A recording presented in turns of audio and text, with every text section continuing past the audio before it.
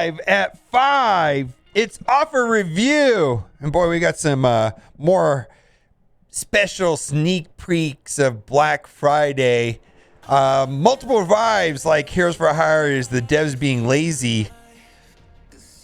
You're not wrong. What I think is the truth is this. Preloaded turn meter and giving them preloaded turn meters so that the match, this is my experience with the Heroes for Hire match. You can thank Mythic for this, is Nebula takes a turn, then you stand around for 30, 40 seconds just waiting for to take a turn. And if you're playing like a normal team that's not Infinity Watch, you watch Heroes for Hire take 19,000 preloaded turn meter and spawning into battle with, and all the way to counter that is a Mega Red has something similar, right? And the Weapon X. That is being lazy.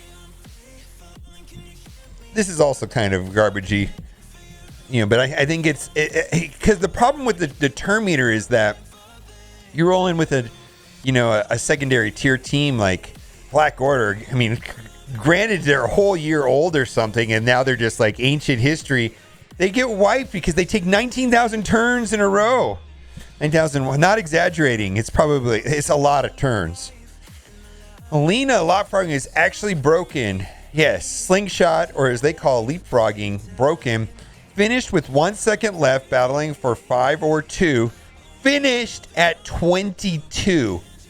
Actually garbage. Scopely. If you want us to care about Arena and buy characters like, Icarus and Cersei, and I know you're going to probably try to sell us defensive Arena teams someday in the future. Why would we ever care if this is an actual broke? Fix your game. Fix this. This is actually garbage. Oh, I don't know. I just we're gonna play this just for the sake of playing it, right? It makes sense to me.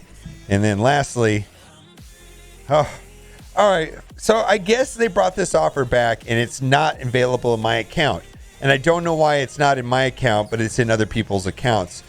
So there was, what I was hoping is they would bring in the actual one that was a proper war, with the more lightning bolt shaped one, which is for the attack, right? This is not this.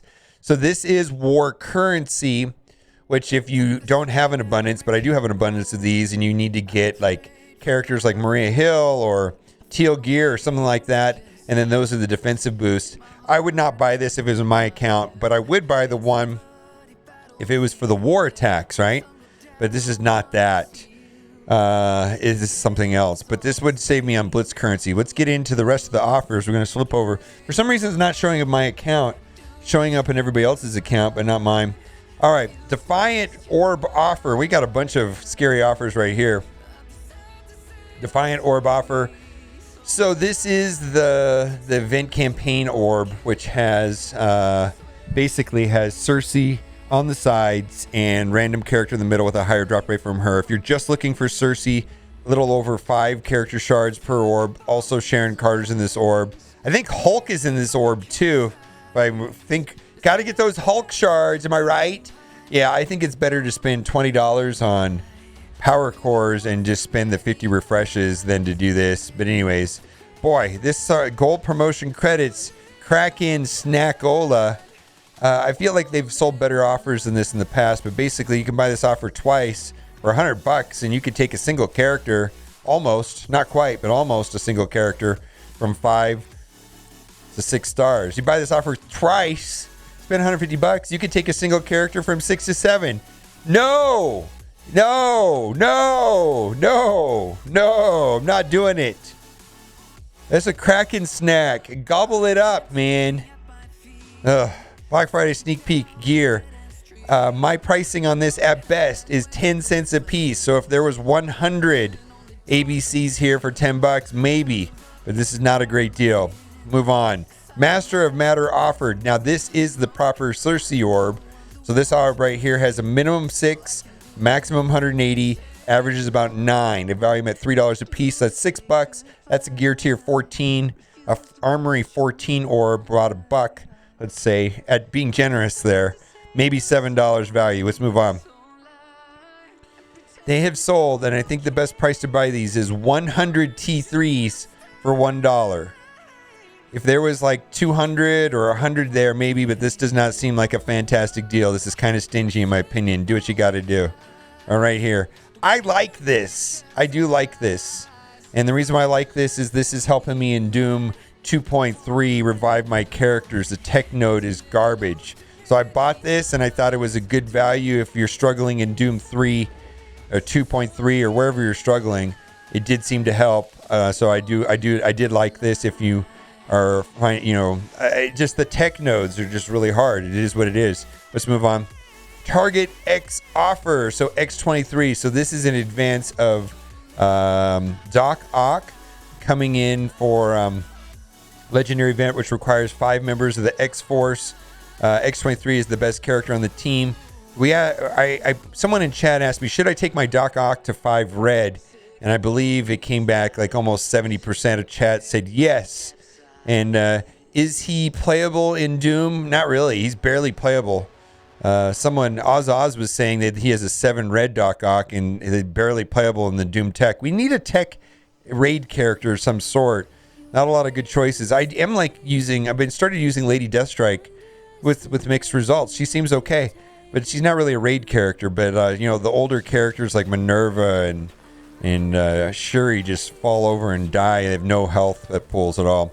ISO 8 energy offer. So I like this. I don't like these. If this was $10 and you just got this, that'd be better. Do what you got to do. Let's move on. Golden bundle garbage. At best, we value this at $2 a piece, so that's like $14 plus another $5. 19 total value, not even close to $35.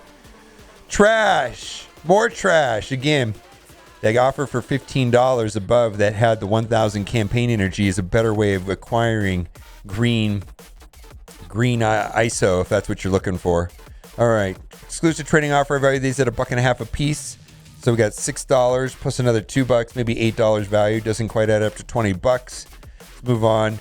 Endless energy bundle. At best, I value this at $15. Hard to say the rest of this is worth $10. This is an offer that's always here. If you're pushing for level 85, check the events tab. I think there's a special double energy right now. If you're not at level 85, maybe this is the time to do something like that. But check the events tab before buying anything like this and see if that makes sense for you, because there was mention of some sort of double drop. I didn't look at it too closely because I'm already at level 85, but if you're not at level 85, maybe this is the time to do something like this. Let's move on.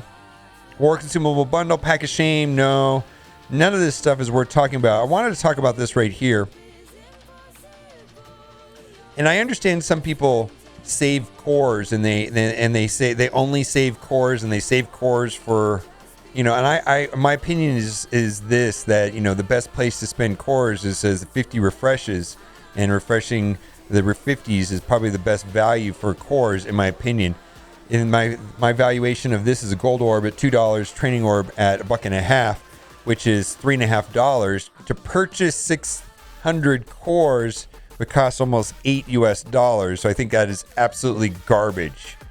I think you're better. I bet you for 600 cores, you could refresh and get more training materials and more gold. Maybe not. I don't know. But at least you get other stuff. But you would also get, if you refreshed it 12 times, only the 50s, probably get a significant amount of gold, significant amount of training materials, and character shards, and gear, right? Right? I mean, it has to be close to that, at least. It has to be, but it's somewhere around there. I mean, a lot, right? Anyways, and you can move to 85 if you're not at 85, right? I mean, there's a lot of advantages to refreshing things, yeah. All right, let's move on and see if there's anything else worth talking about here. Let's toggle over to the free-to-play account. I saw a bunch of other stuff there, too. All right, and what else we got here? Free-to-play.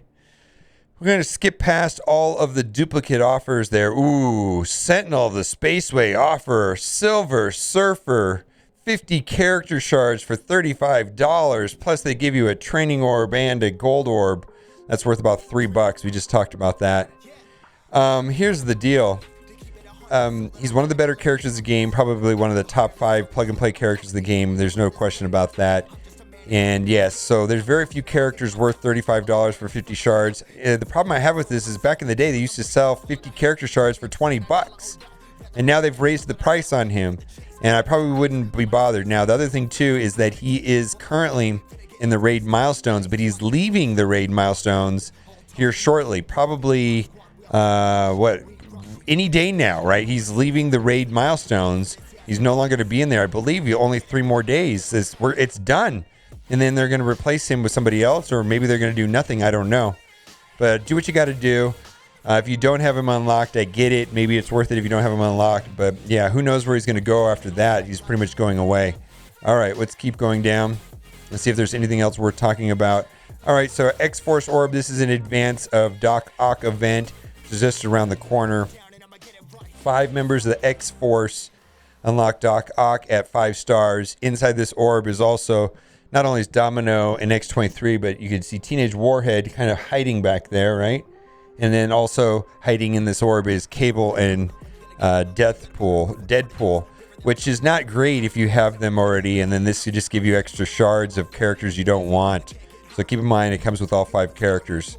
All right, I like that. Oh, do what you got to do on this. But she is in the arena store, relatively easy to get rather than spending $20 on her. X-23's War Store character. Let's see if there's anything else we're talking about. All right.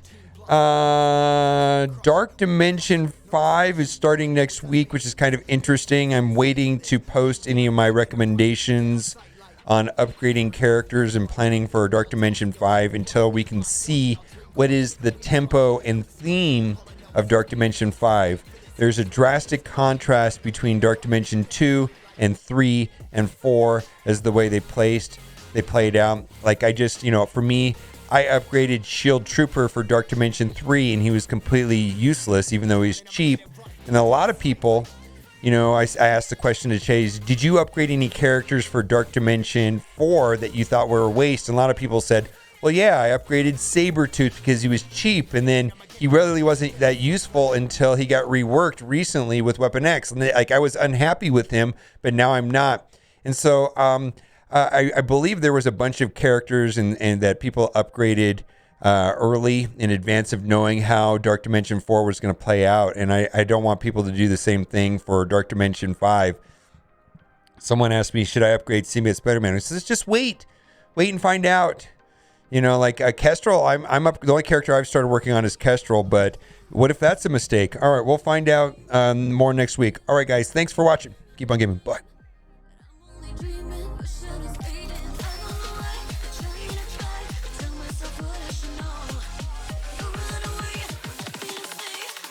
Can't let you go.